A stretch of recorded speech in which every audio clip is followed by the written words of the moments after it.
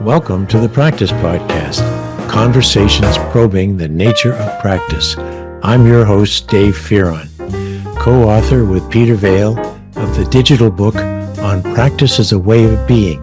Find it at mylibrary.world. And now to our show. This is another episode which I call Dave and Dad Conversation. It's much more serious than just father and son talk. It's about an action. It's about practice. It's about what goes on within and between us and among us that creates a social environment and allows us to grow and change. It's very important. Dave is always thinking in his practice of what next he can show us about the dynamics of thought, of conversation, about mind, that gives us a more close-up view of what makes us tick. So here is the last episode that Dave and I recorded in 2024, just before Christmas, and there'll be more in 2025 for sure. Well, here we are, Dave and Dad, in Baltimore.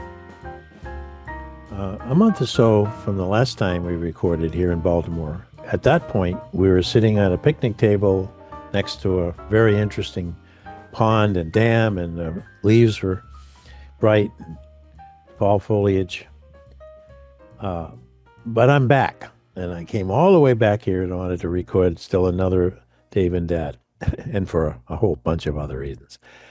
But it's always fun, because what I see each time I reconnect with Dave is that his thought continues, that his question, which has been on his mind for over 20 years, what happens within and among people when they're in conversation, and how does that emerge as something we call social inaction, or he called it, and I share that definition. So we're going to look at some further thought that he's given to the question of social inaction and conversation, looking at relevance, and what was the other word, Dave? Relevance realization. Relevance realization. That's going to be fun to learn, and so I look forward to it. Why don't you kick us off, Dave? Okay, this is going to extend some of the prior podcasts that we've done, getting back into the extension of cognitive and neuroscience, and George Herbert Mead and social psychology, and adding a new term, relevance realization. And this comes from the work of John Vernaecke, who is at the University of Toronto professor. He is in I believe cognitive science, but has some, I think, also teaches in philosophy, like Buddhist philosophy, has a philosophy PhD, and has become somewhat of a YouTube celebrity, I'd say, insofar as there is for these particular fields that connect very well to what we've been calling an action perspective. Mm-hmm. If you were to Google him, you'll probably find one of his series called Awakening from the Meaning Crisis, which is originally a set of lectures that went up several years ago now on YouTube. He's recently released a book, or at least part one of two, kind of derived from that, called Awakening from the Meaning Crisis. And but also has is very prevalent, has lots of different interviews and topics on his YouTube channel, and shows up a lot on others. But where his and his colleagues who came up with the relevance realization, where it fits into what we've been talking to, is it is a little bit of extension of what we've been talking about before, particularly with the idea of predictive processing, Mhm. um, and how that relates to mostly how George Herbert Mead, I think, frames the act and his definition of meaning over 100 years ago. As with many of these other approaches, they don't really know how to look closely at social linguistic interaction, as in people talking in a conversational setting. And so what I want to demonstrate is how his concepts fits very well with looking closely at conversation, and I think extends what one could say about his approach, um, as we Could look I at the ask, details of how it's done. could I be sure that our listeners know how his name is spelled? Because it's not a Yes. common name. And luckily, I have it in front of me because it's a little challenging. So, John, that's easy enough. Vervaeke, Vervaeke. Wow. There. No, that's good. I wanted to listen to what comes next, but I was thinking, oh, you get a great setup for this guy, and then like, what was his name? How will you ever Google him? Yeah. So, Vervaeke, and he's yep. in Canada, in British Yeah. Columbia. University of Toronto. Oh, University of Toronto. Toronto. Yeah. Hmm. All right. Yeah. Proceed. So, I guess it's always good to kind of start with what um, we've been calling social inaction.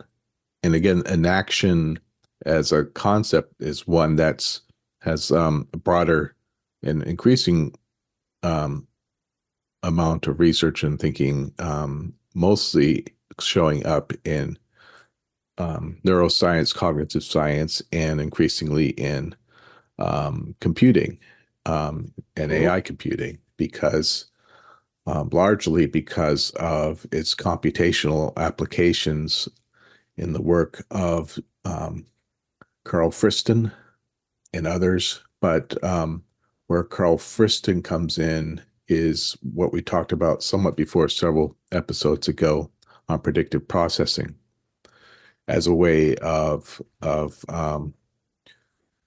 expressing how information processing works in a very grounded and enacted way. Um, so what I've been focusing on is the social domain, what it is that is particular about when two or more people talk, especially in the conversation and the irregularity to conversational turn taking, and how this is a grounding for all the things they want to talk about, where cognition, consciousness, neuroscience, the living embodied living systems Hmm. would at least have this point of focus. And it's Wow. a special domain where people are doing things for each other. So I like to use the basic definition of an action, which, if you look it up in the dictionary, has three aspects. One is to perform as though you're on stage. Another is bringing forth a domain, more specific than an environment, a general environment, but a domain where that performance happens, but brought forth and maintained by two or more people in social interaction.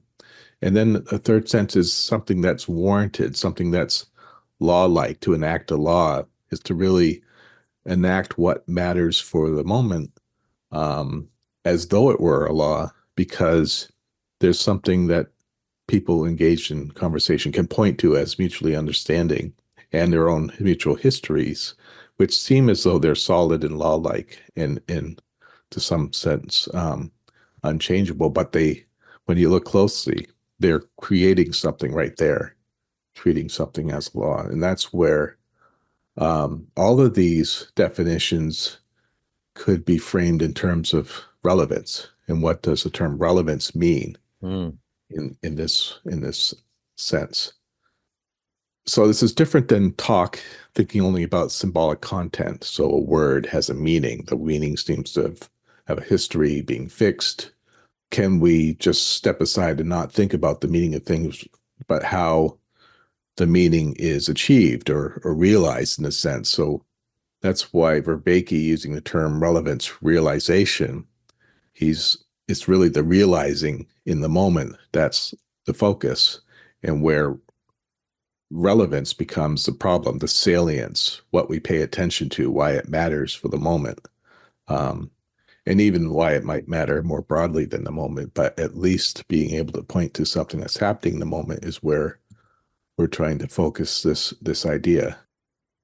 I guess we can, since I bring up George Herbert Mead, I could do a real brief kind of refresh of what we meant by his philosophy of the act, which he again developed over 100 years ago, of thinking of action in terms of acts, which for him at the time when stimulus and response was the kind of reductionist materialism model of how brains and people and behavior worked, in which there were rules, much like simple computing would have action based on rule-based algorithms.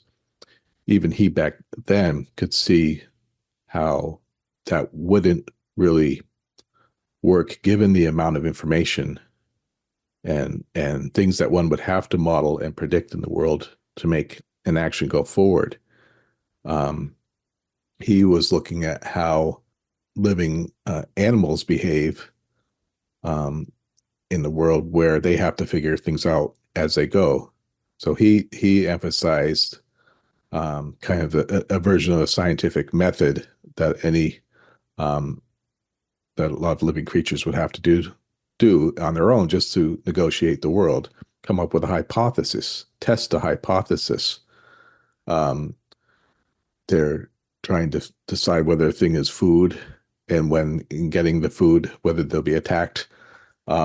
This is a matter of applying what they might have learned and perceive the world towards, and how they would manipulate the world in a predictive sort of way. But also, where does the act start? That's one of the innovations that Mead added. It starts in the impulse, the more generalized emotion or feeling based starting point of an act can be framed first in this general way, and then bring in the perception of what's relevance, and then acting on the basis of relevance, even from the point of kind of manipulating things at a distance predictively before a thing is actually touched. That encounter with the future encounter with the world becomes incorporated into the act. And then there's a consummation phase that's evaluative. And if the act is not disrupted, the act comes to an end, but usually, or becomes disrupted by a new impulse for new acts. But really, there might be lots of acts and bits of acts going on at once. But I think if you looked at even modern neuroscience, you could see that there's kind of a core focus for much of our acts, the ones that we're, especially the ones we're conscious of. So I like to think of Mead's definition of the act as embodying the conscious, active attention of the moment. I like that. And then its context is kind of the way at least half our brains, the right half, pay attention to what's around. What's the context?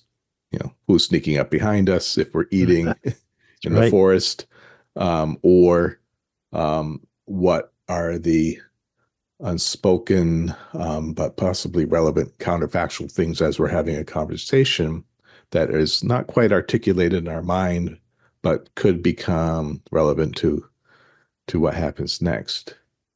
So I'm increasingly like to think of acts, insofar as they're inside the brain, as almost equivalent to living things in themselves, because it's a neuronal firing pattern of motor sensory relations, which in our last episode where we talked about Ralph Stacey, we talked about complex responsive processes of relating.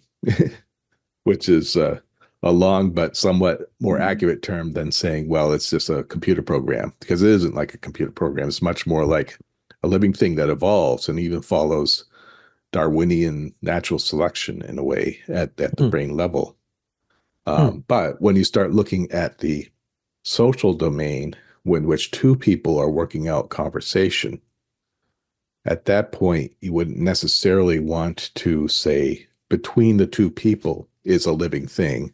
The social is somehow a living thing. It's more like the work of a living thing, of the work of two living things that are trying to um, make make their action go forward by conveying information and working out perturbations to the action using their own systems. So that's a bit of rambling.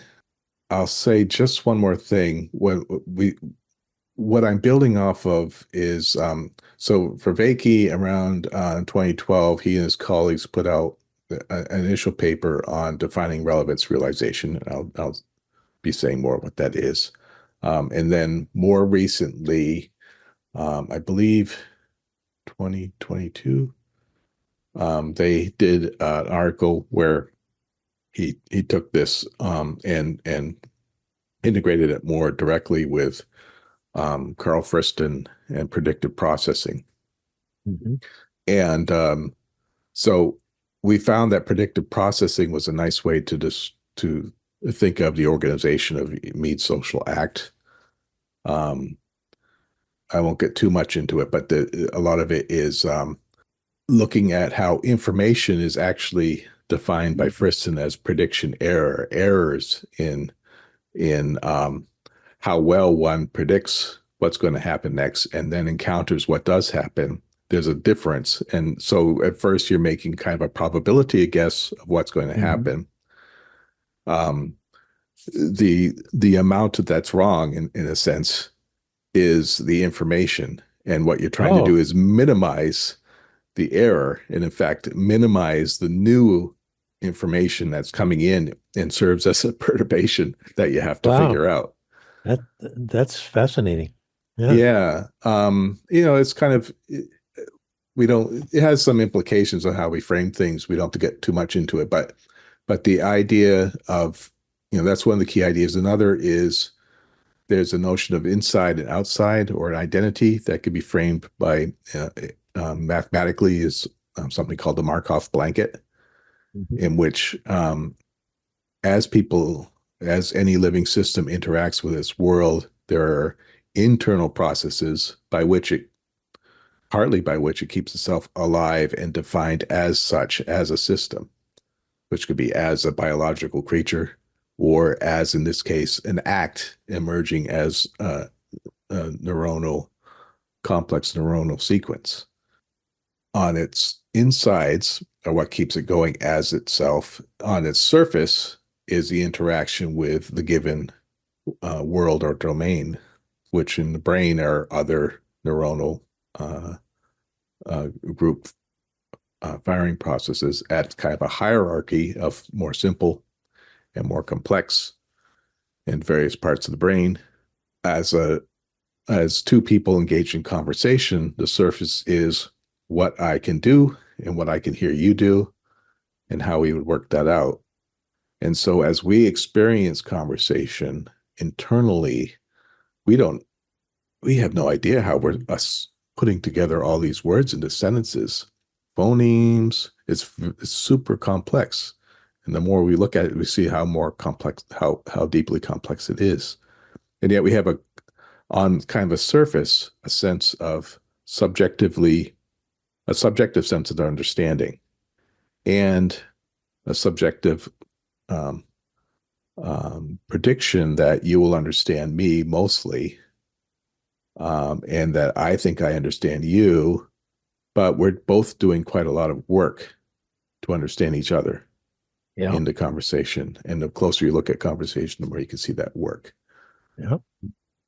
So Friston and the predictive processing kind of gives that basic idea of an embodied or enacted modeling of the world done through things that I'm calling acts, that is tested, that has to be adjusted, that might be disrupted, and a new one taking its place.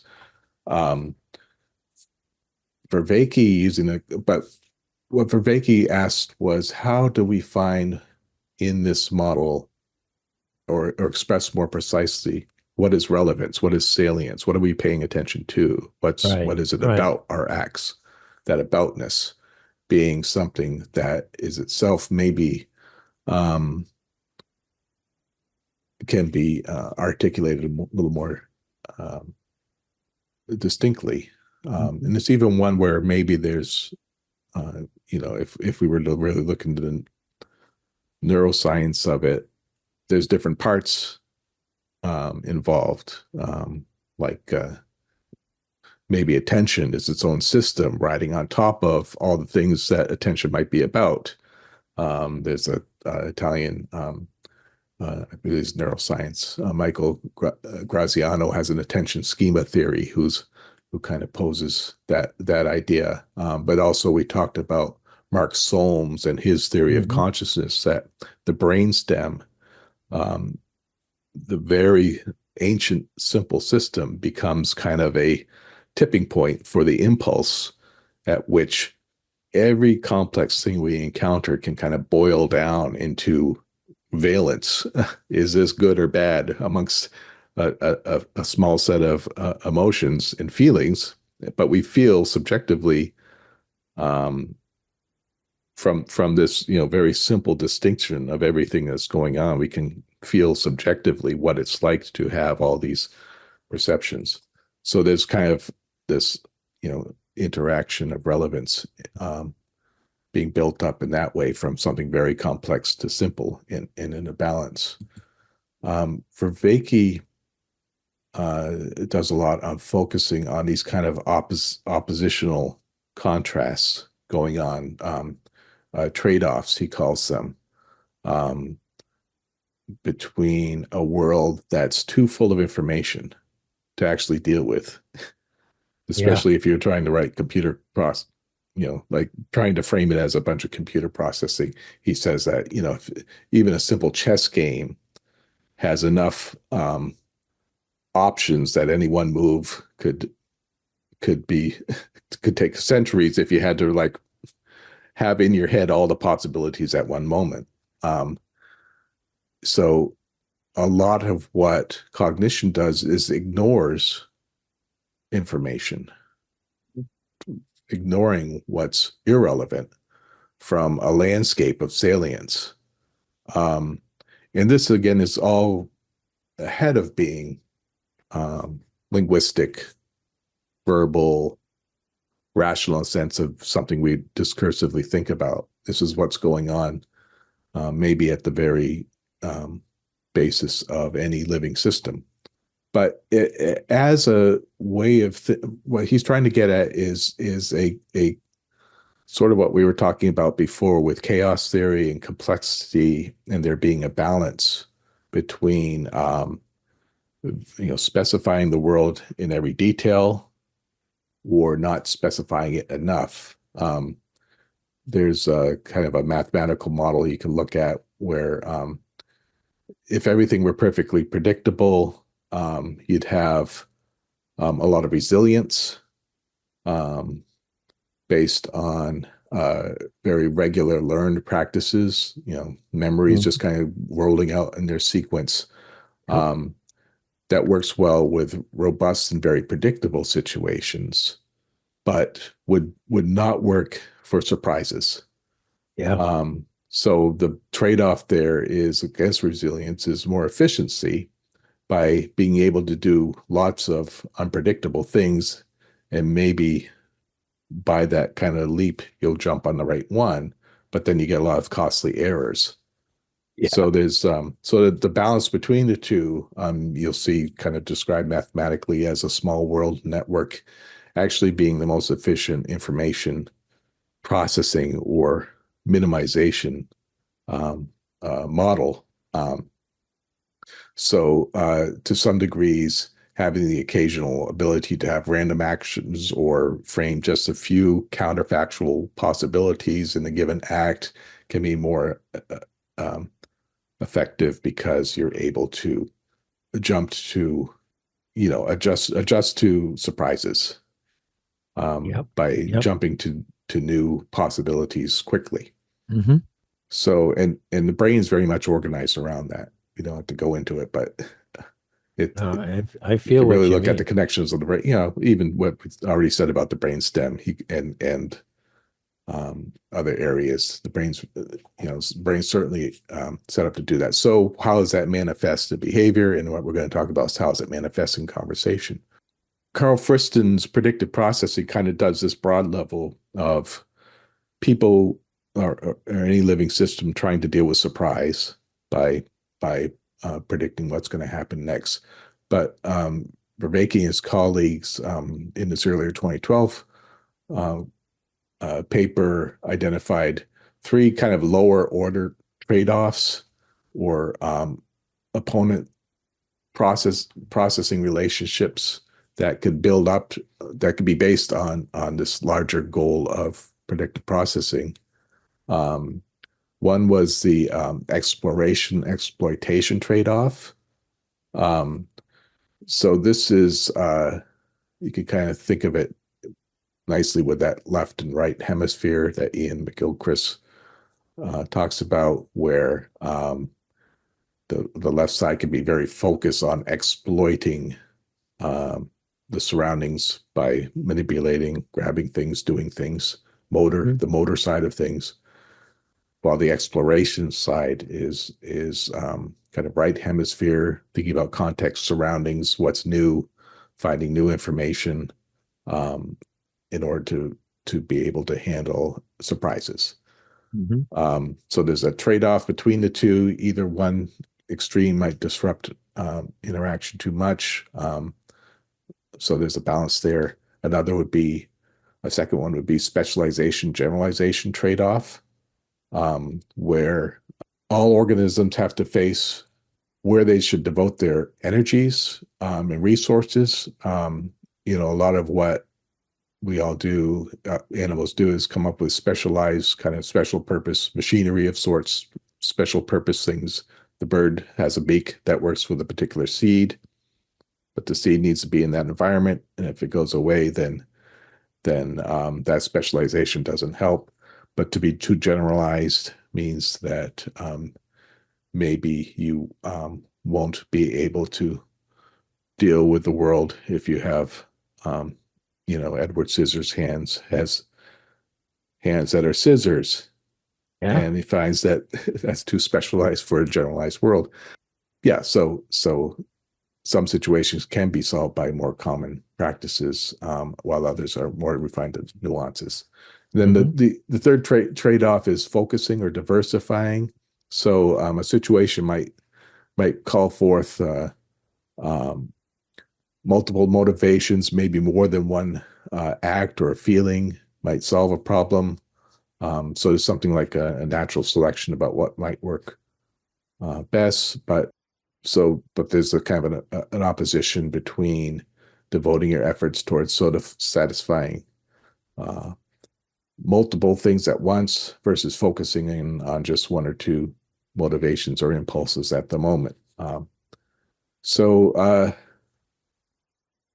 that's all kind of vague, but it kind of captures what he puts very nicely in any number of his talks that you'll see on YouTube. But what is it then?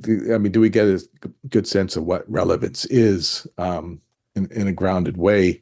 It's still kind of abstract. I'm arguing that if you look closely at language, we can really see what's going on with more kind of empirical or observable aspects of it played out in front of you. And that's what we've been doing a lot by playing the same clip of people in a meeting talking about their agenda over and over and over. And guess what? I'm going to do it again. But the point of showing us in this instance, though, is to actually see a bit of what you're talking about in terms of finding relevance. So there's a little, we use it for different purposes, but in this case, we're looking for realization. Yes, how it really happens at the moment, because, Yes. When we talk about talk, it's very easy to kind of reify what's the symbolic meaning, take it out of that situation. I mean, it's really hard to pay attention to what we're saying while we're doing it. And yet that's where relevance is being realized. Okay. And I've talked in prior episodes about the methodology that I learned, which is conversation analysis. And in the 50s, 60s, 70s, Harvey Sachs was one of the main developers of that particular method. But I mentioned before, he and his those who followed him took a very atheoretical approach and just kind of look at what's going on in conversation without getting into what I've been talking about. But he did venture a little bit into how does categorization work? And it does kind of work in this emergent relevant way. So he used an example of a child telling a story. The mother cried, the baby cried, the mother picked it up. The mother cried, the baby cried, the baby cried, the mother picked it up. Now, when you hear that, how would you categorize the baby and the mother's relationship? Reacting. You think of, whose baby is it? You'd probably think, it's the mother. The baby belongs to the mother, but it's not. That's only implied in the categorization. So in a conversation, if it's the mother wasn't there, but another mother picked up the crying baby, that would have to be kind of brought out conversationally. AI would have a lot of trouble with that categorization. I agree. Because it doesn't, it both relies heavily on the pre-categorized notion of that relationship and isn't able to easily disrupt it. So actually, machine learning programmers have to put in systematically disruption into the program, noise or something, to get the possibility of another sudden reorganization of what else that could mean there, and then testing as a prediction how that might work as the conversation moves forward. So you can't put so symbols, words, they represent things, and yet that representation isn't something that's a program. It's something that's being built moment to moment. Yeah, I get it. So let's look at the clip, and then let's go to the clip. Go to the clip, and then hopefully we can hear it, and then I'll kind of go through and try to show some of these dynamic trade-offs that are being done, and how that might help to explain this clip. This is a staff meeting that you've recorded. Yeah, so this is real people, staff meeting.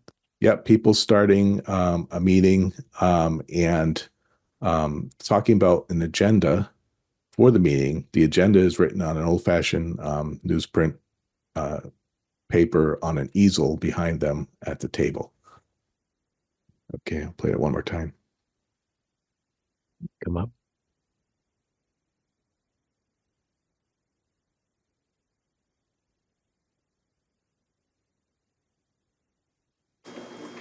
So, anything you guys want to add, or? Backup tapes in the microwave. Backup tapes and the microwave.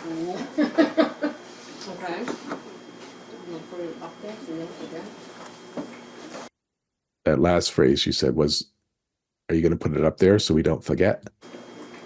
So, anything you guys want to add, or? Backup tapes in the microwave. Backup tapes and the microwave. She says. Okay. I'm gonna put it up there so you don't forget. I'm going to put it up there so we don't forget they're eating. So it's kind of garbled, but and there's someone talking in the background, so it's not ideal. But Yeah. I think I've got the transcript in front of me, so we can go through it line by line. So they just they started the meeting. Laura, who's facilitating, could point to that paper, that easel that's behind them. And that's how they start the meeting. They've been doing something else, and now they're starting the meeting. Yeah. And part of the meeting. New impulse then. Right? Yeah. So, she's like uses a gesture and kind of gestures at that board. Anything you guys want to add? She doesn't say what's being added to, what it's about, what they're referring to. All of that is what linguists typically call implicature. But it's a type of act. And one of the key things that I put in kind of my social enaction model is that people are building their talk for recognition. So she's building words for recognition, but in a way that where anything you guys want to add, that the turn-taking structure of conversation in which a question is followed by an answer is something we learn before we can talk. But what is the answer about? What is the prediction is, if you ask a question in this context, an answer will follow. Building upon that, anything you guys want to add? What is the question about? You can exploit the prior acts, the situation, the shared social knowledge to focus in with this kind of generalized knowledge, something that's specialized to what it is that's going to take the meeting forward. By figuring out that question, what do you want to add to? In that's a projection of what comes next. Projection, as in a prediction. The aboutness is specialized to the agenda, adding to the agenda, what's going to be discussed in the meeting. So there's kind of so it's really not a case of exploring everything about what Laura just referred to, anything you guys want to add, but exploring only what might be topics for the agenda, and then the exploitation side of this is then saying items that would be on the agenda. That would be the predictable puzzle to work out. And so from within this focus on the agenda can be a diverse set of possibilities that other people in the meeting can supply, but still a context of relevance, something that can be talked about in a meeting, not, what I did last weekend.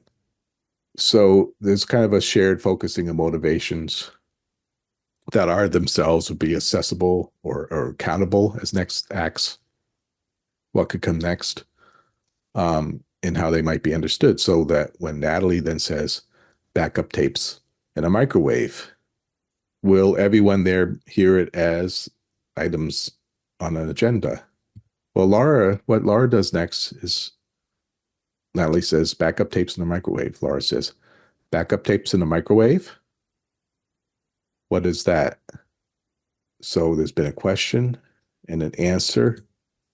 Both the question and the answer have now been realized, and their relevance kind of performed or expressed to the extent that it is, relying on everyone there to kind of do what they need to do to understand it.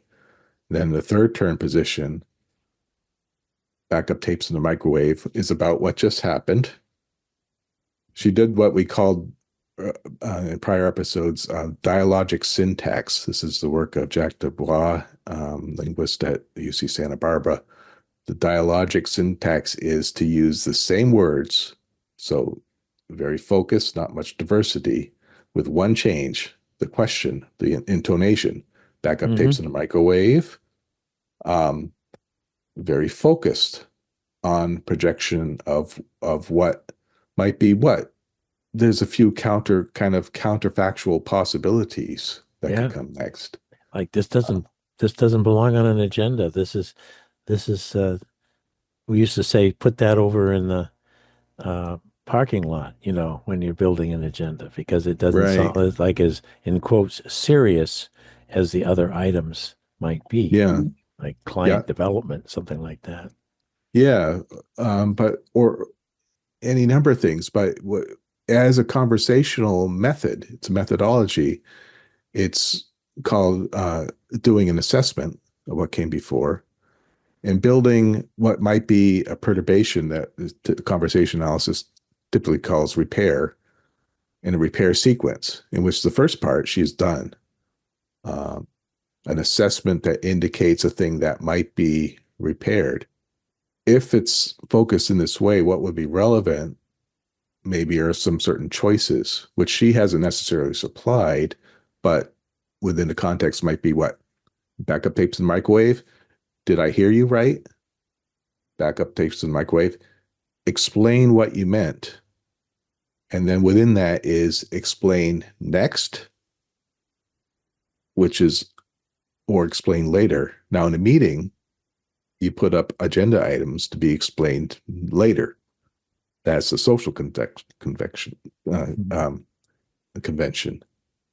So if Natalie were to explain it now, in the way they're talking about the meeting, these meeting items now rather than later, which is, how is that relevance in a broader social context of what the meeting is?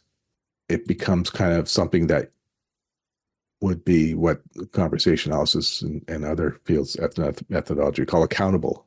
It's she's calling Natalie to account in a way for the two agenda items, but there's a broader context that they're evoking as, should it be accounted for in this explicit way? Well, what does Natalie do? She says, she repairs it by taking the choice, confirm hearing, confirm that Laura, as though Laura was asking, did she hear me right? And then Laura laughs, which I talked about earlier, is kind of an odd thing. Laughter comes up with these very micro occasions of what I would call shame or embarrassment in some cases. We don't know that's happening here, but given that we kind of put a sort of accountability to how one would maybe present these as odd things to talk about in a meeting, or an odd juxtaposition, or whatever. It reframes everything in that way. And then Laura brings up a new kind of relevance. Are you going to put it up there so we don't forget? Which is bringing it back to that recognizable convention of how meetings operate. And then Natalie goes up and does that. So which even in itself, kind of having a meeting agenda, all of a sudden we've demonstrated the human intervention of being able to use written words as a external storage place for future relevance realization. And sitting there means we can be done with that and move on. So I mean, that is more and more that can be said about that, but you kind of get this sense of these. It's not just following a sequence, but there's these options, and the idea of oppositional options. I like the countering. So not just one thing among a million possibilities, but one thing or another, both of which would be fairly distinct contrasts um, much more the opposite of each other. That one's would be working out and doing in this very public way that people can then kind of use as scaffolds to figure out what to do next. So it's not just now problems that is entirely has to be sorted out in someone's mind, their experience, as you might do if you're just individually working on a puzzle. People are doing things for each other to help them work out that puzzle. That's the key. Reduce the surprise. Yeah. And that's where the active social domain is an innovation that characterizes human beings. And it's one that has greatly improved the efficiency and scope of information problems processing for humans, and the technology of their lives as a result. So thinking about, I guess I could say a little bit more, just if you were to listen to any number of John Vervaeke's talks, he'll kind of go through this generally, and now maybe we could think about conversation as a nice example of this. So, and also what we talked about, he does really think of relevance realization as something that living autopoietic self-organizing systems do. We talked a little bit about the brain being really organized in this way to reduce surprise. So that's a connection he makes to predictive processing of Frischton. Let's see, one thing he talks about is it helps resolve the problem of sampling bias, which is kind of thinking more in terms of, we can think of terms of the conversation as working through probability statistics in a way. Backup tapes in the microwave with a question mark. What's the most probable possibility given what we know so far? When you try to get machine learning to do this, they kind of fall into problems of sampling bias because they've got too many possibilities, because they haven't focused down into getting the right pattern given what immediately came before. And so they have to do better at that. We have our entire lives to draw from. Yay, we got an advantage so far. Yeah, so far. Because you can see through conversation how closely people can fit themselves to the data at hand, find patterns, but not get too hung up in certain patterns, ability to disrupt those patterns. Vervaeke describes like in computational machine learning neural networks, they have to kind of add noise to make themselves a little more stupider about the patterns that they've been accumulating in order to be able to quickly reorganize the possibilities to fit that moment. So, the other problem with machine learning is you can't really solve these problems by a bunch of preset rules, kind of a priori figuring out, how is the agenda a rule? In a way, it's a preset rule about how a meeting starts. How to conduct a meeting. Using this formal socially constructed practice. It's not a rule in itself that instructs how it's done. People are reinventing how it's done right there. Through their talk and agreeing to it. So you can have preset rules that kind of help shape the environment of how to start a meeting, but they don't anticipate everything that could happen. And they certainly don't anticipate the topics that can then be fit in. Right. So all of that gets kind of embodied in the moment. And again, this kind of, I like the way that the concept of an action expresses this performance, but also bringing forth the domain in which it's embodied. So it's not just environment, but a very specified sort of social construction that is like the meeting and its agenda. And then you're able to warrant what you're doing in that kind of law-like abstracted pattern by creating the abstraction of what's the meeting.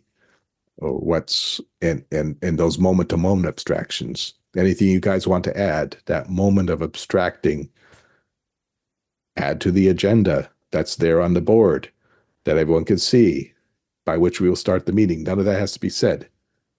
So that's how we could start looking at conversations as things that evolve, like living systems. Moving into the last part of our recorded time, I want to come back once again to the point of realization. And so, given what we've just gone through, is there a way we could say realization occurred?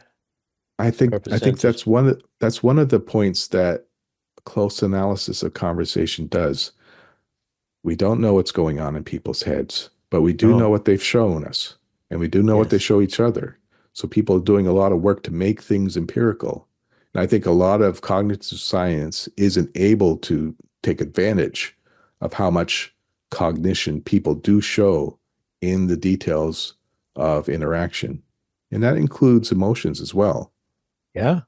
We talked about the special social emotions of shame and embarrassment and their oppositional counterpoints, pride or solid sense of solidarity, or even joy and love being tied up into this other side of things. Because one thing that John Vernaecke gets into and very deeply is into what is more towards this salience. It's not just a mathematical problem. People care about it. This is where we have our caring about what we do and how we care about some information more than others. Why do we care to live? It's very much like that. The conversation and the social act is like a living thing, in which there's kind of at the minor level, there's always a risk that it will be destructive. And the acts do have a short lifespan. They are disruptive and they are able to be sacrificed. But underneath that, it's a social self doing the act in a social setting. There's kind of a deeper threat of destruction of the relationship itself. Yes. That at some level is there. So there's a social self with real needs behind all these simple acts of conversation. Right. That's where George Herbert Mead talks about the difference between the I and the me. The me is the discursive object, the one that we can talk about and have that subjective object type of symbolic awareness of. But the I underneath of that is this more ongoing background, which is itself is probably a very complex nested hierarchy of neurocognitive processes and bodily systems and everything else. But there's this sense of subjectivity of which we're actually conscious. This aboutness. The me observes the I, and both express the self of which I am immediately conscious. And this special class of emotions that deal with the prediction error around the social inaction, to deal with the prediction errors of conversation. And that's that shame family that Tom Sheff talks about. Where with the error comes some embarrassment, shame, guilt, real feelings, and real bodily reactions like covering the face, turning red. On the other side, oppositionally, is pride, a sense of solidarity, quality of social relationship being realized moment to moment. Vernaecke points out that part of this domain that's now invested with caring, with emotion,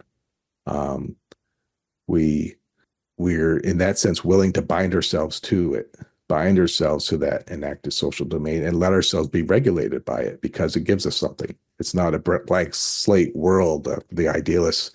It's not just a bunch of machines and computational instructions like the reductionist empiricists would say. It's a much more what we're calling the social enacted experience is much more rich. It's and I think George Herbert Mead's social self expresses this.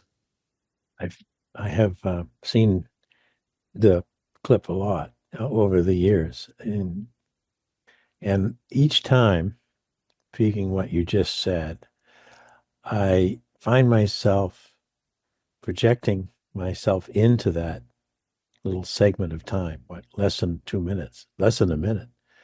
And I feel something for Natalie. In that instant, I'm feeling, what is Natalie going to do? Is she going to be laughed at for having something as simple as what needs to be put back on the shelf? It's been used up. And then I'm immediately anticipating how Laura can handle that so that Natalie doesn't feel shame. And Laura reacts instantly by asking the question, make sure she heard it right, but not in a tapes and like you're putting this on the agenda now with Right. this important meeting we're having here. No, she does just the opposite. She clarifies, and then she says, "Go put it on the sheet," Right. which then gives Natalie a chance to almost feel proud. She's writing it on the sheet. So I mean, I think when we watch movies and watch people pretending to be people, we're looking really at these little micro minutes or seconds. We don't think about it that way, but we are, and Yeah. we're Nor do they think watching these about it at the very moment. no, and even if They're it's just on a doing it. script, even if Mhm. it's on a script, the actors themselves are not following a set of strict rules about how they should have these exchanges. They're Mhm. putting themselves in, and they're having them, and Yeah. the brain is saying I'm so and so, and I'm having this interaction. So Mhm. I love the fact, Dave, that all of the investigation that you continue to do keeps coming back to watch very closely Mhm. ourselves and our fellow humans doing something Mhm. that constitutes what we think of as organizations. Mhm. And And they're built. practice. Remember, this is a practice podcast with a question mark. And our series of talks we're explaining what this is. Yep. Yeah. We're And I trying to and define I love the practice. question mark because I think that every time we have this conversation, we learn more about practice because uh, Laura was practicing being a manager, and Natalie was practicing being a staff support person. Mhm. If you want to put names on their script, but in that few seconds, they were two humans, and others were watching. If people Mhm. could see this clip, there were three or four other people, and they were leaning in. Mhm. Now, were they leaning in with smiles? Were they leaning in with, oh, So, Mhm. uh, yeah, this is another one that just gets my head spinning in a very good way. How would you Yeah. like to kind of wrap up this part of our? Well, let's wrap it up. What I'll do is I suggest that people go and listen to some of John Vervaeke's talks. They're all Yeah. over YouTube. There's one concept that he does get into, and I'll just mention it a little bit because it does have to do with other topics that we talked about with practice. And that's the notion of flow. Talks Mm, real good stuff on flow. So he says he frames flow as, which is kind of big, like the golf swing where you don't have to think about it, hmm or, but really more like the when you're really in the flow, like he uses the concept of climbing or people climbing rocks, climbing up a hmm cliffside. Yeah, You got to knowing how make to those, keep moving. yeah, those immediate new um, f- optimal fitting of grip in a literal sense, what you're going to grab hold of Right, next, and right. what matters if you don't. Um, so Mhm. he refers to it as an insight cascade. So insight is like the aha moment that you might have once, the sudden or salience where the coordination of one set of options is suddenly reorganized in something that works better, and you feel that it works better. It kind of Yep. makes a new obviousness the Yep. salience flash, and you get a little pleasure, little dopamine hit from it. Mm-hmm. The flow is more and more of these, a cascade, he calls them, just happening one after another. So that you've got these sequences of better acts occurring in their own sequence. So in a way, the sequence of insights becomes its own next level emergence distinction of the distinction of the distinction that's just without the social thought, without the social experience and subjectivity, is just kind of doing things without thinking about them. But this sense of flow is like, I am sort of socially in this social enacted domain, aware of it and not aware of it at the same time. So both are there. And it gives a certain sort of pleasure that all cultures seek. And it's one that interestingly can be increased by things like meditation, which he points out is this deliberate disruption of lots of information into something very focused, even things like either meditating, quieting the mind, or even fasting for long periods of time, just deliberately reducing things brings out more of this sequence of insights for some reason, bringing out even mystical experience, the sense, in the sense of something being more real, even though you're less engaged, seemingly less engaged with reality. Sense of being with the environment, and one of the reasons is possibly you are taking that objective in the sense of the I and the me.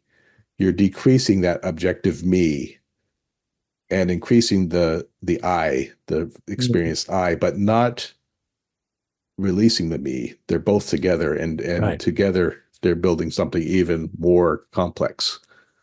I love that. And I love that. he's really has interesting ideas about what that means, and even kind of coming into a way of connecting it to what could be called a meta-modern spirituality, because he's himself a practitioner of Tai Chi and Taoism and Buddhist meditation for years and years, and is really integrating that into what he does. So a lot of interesting things there, and maybe we'll get into that in a future episode. I know we will. And I think I always get the feeling at the end, Dave, of these that we're getting closer to something, and yet we're moving away from it at the same time. Yeah. Again, another one of these lovely contradictions. The closer part is that I'm feeling more confident in my sense of understanding all this, and that's a good feeling. But the farther away is that now I see that this, as you just concluded, now there's a whole bunch of other stuff that we could explore, because there's a lot more other stuff. But I wouldn't explore it if I wasn't already holding on to what I have. You know what I mean? So Yeah. I got a grip on what you're saying, because you've made it possible for me to understand. Right. And yet I know now, oh no, there's more work ahead. Yeah. If I choose to find out more, watch those YouTubes, read something, write something. So this cascading of insights within us can either be a drip and stop, or it can, we have the feeling that we want to know more, we'll engage in further conversation with either who's at hand, or we'll look for the next opportunity. Yeah, so, and also look at how he connects us into getting over the meaning crisis. Why modernity has a crisis in meaning, and this somehow can take you back to why life is meaningful. Wow, that's a pretty good way to end the year, actually, Dave. In 2024, you and I have been through a lot of very wrenching changes, and we need to look forward to another span of time together as father and son, but also as fellow humans.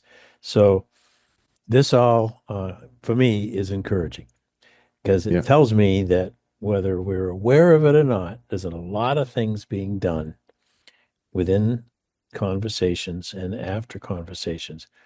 And a lot of it is looking for a better state, right? The act is looking to be better than the next moment. And that is very much encouraging. So thank you again for a great episode. And we might do another one on quantum theory, because I have to apologize. I didn't really have all the answers explaining quantum theory, and there's new things I need to revise. But it's not my fault. There's new findings, and they just came out within a few years. So isn't that wonderful?